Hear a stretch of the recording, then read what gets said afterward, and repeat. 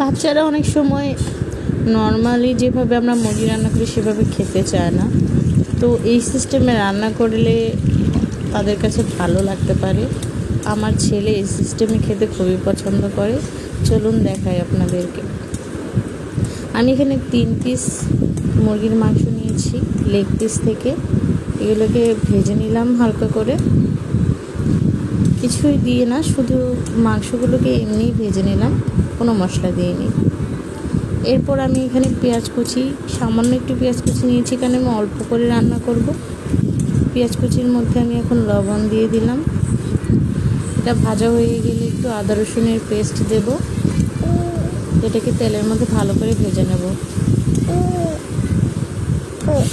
এটা ভাজা হয়ে গেলে সামান্য একটু পানি দিয়ে এর মধ্যে জিরার পেস্ট, তারপর গরম মশলার পেস্ট, ধনিয়া গুঁড়া আর সামান্য একটু মরিচের গুঁড়া দেব। তারপর এটাকে ভালো মতো কষিয়ে নিয়ে এর মধ্যে আমি মুরগির মাংসগুলো ছেড়ে দেব। এরপরে মাংসগুলোকে কষিয়ে নিতে হবে ভালো করে, সামান্য একটু পানি দিয়ে।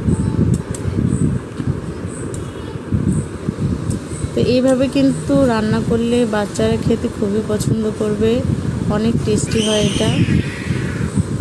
তো আমি মাংসগুলো কষানোর জন্য একটু পানি দিয়ে দিলাম।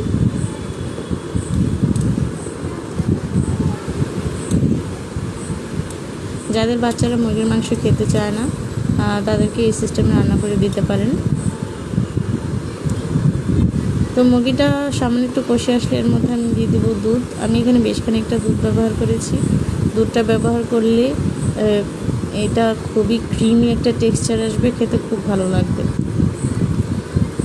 তো মাংসটা কষে গিয়েছে, এখন আমি সেদ্ধ হওয়ার জন্য পরিমাণ মতো পানি দিয়ে দেব।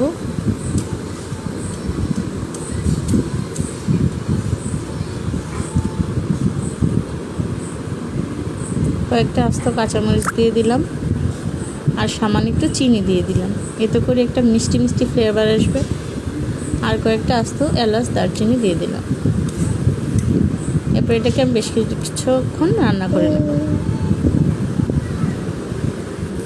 কিছুটা হয়ে আসলে এর মধ্যে আমি পেঁয়াজ বেরেস্তা করে রেখেছিলাম সেটা দিয়ে দেব। পেঁয়াজ বেরেস্তা করে একটু গুঁড়ো গুঁড়ো করে দিয়ে দেবো। পেঁয়াজ বেরেস্তার গ্রানে এটা অনেক টেস্টি হবে। পেঁয়াজ বেরেস্তার গ্রানটা চারপাশে ছড়িয়ে গেলে এটা খেতে খুব স্বাদ হয়।